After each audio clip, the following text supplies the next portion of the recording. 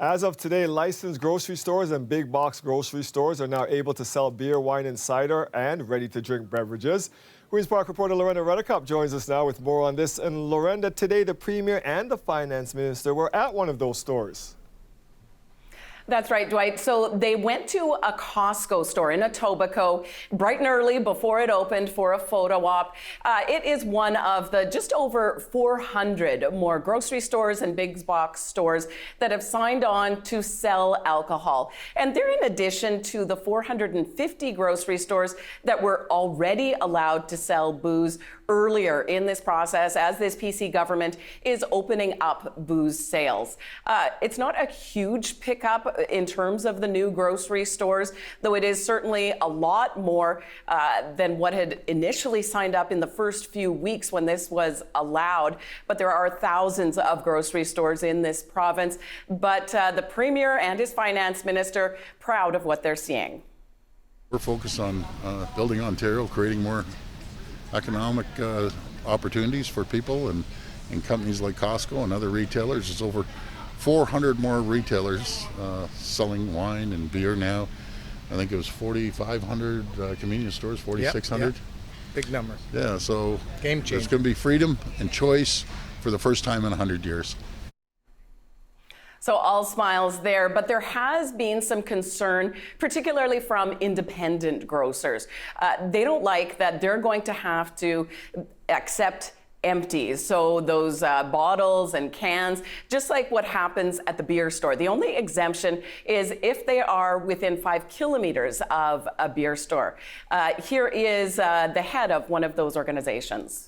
So you're bringing these dirty bottles and cans, containers into the store. First of all, where are they going to be dropped in the store? Near the meat section, produce, bakery?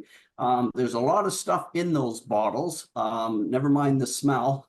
There's going to be needles, bugs, cigarette butts, etc. The risk of cross-contamination is really high. And so he says that that exemption that I mentioned, that it ends after 2025. And so he believes that some grocers that may have a license currently, they're going to get rid of it when that comes into place. I did talk to the Alcohol and Gaming Commission on whether any groceries that had been accepted, been licensed previously, if they'd already gotten rid of their license. They said there have been 3, but they don't seem to be connected to that reason at all, with having to accept the empties. In one case, in 2 cases actually, they had actually closed their doors, so not connected to that. One detail that came up in the fall economic statement that we saw yesterday is that the beer store is really set to go way down in terms of its market share in the next few years, with the LCBOs going up from just over 50% to around 77%. And that's because the LCBO, it's the distributor for all of these convenience stores and grocery stores. Lorenda, you mentioned the fall economic statement. What can you tell us about the government's update on the housing numbers in that? Well, those numbers, they've really gone down from what we had seen in the spring budget, which was already not meeting their targets. The NDP, they referred to the housing start numbers as embarrassing, saying that the government should be red-faced about this. What they had said in the previous spring budget was that they were expecting around 87,000 new homes to be built this year. Now, in this most recent fall economic statement yesterday, that was down to 81,000. The government's goal for this year was 125,000, a lot more. Here's more from the Premier. We don't control interest rates. Once interest rates drop again and people have an opportunity to go out there and maybe put a deposit down on a condo or a townhome or a house, I'm confident, but I ask the municipalities right back at them. There's some municipalities that want to build. There's other municipalities, and by the way, they get the funds. We call it the BFF fund, Building Faster Fund. There's other municipalities just won't build. So, they need to step it up. What we've heard from the opposition parties is that they would like the government to get more involved in creating those possibilities for municipalities. The NDP wants the government to get involved directly in housing. We heard from a Liberal MPP this morning questioning the Premier's response about those interest rates having an impact on the housing numbers.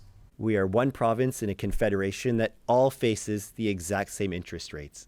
And over the same time that we have seen our housing starts become progressively worse, not even stagnant, year after year, our housing starts are worse than the last.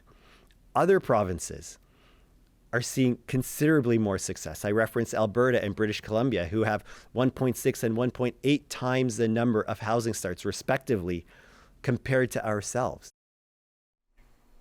And so when we think about that goal that the government had talked about so much over the last 2 years, 1.5 million homes over 10 years, and with the deadline being 2031, we really haven't heard the government talk about that more recently. None of these targets, even the target that it had for this year, would reach that. Plus, it also changed the definition of what a new housing start is, adding in long-term care beds and also student housing, and it's still not meeting its goals. Lorenda Reddekopp at Queen's Park. Thank you, Lorenda.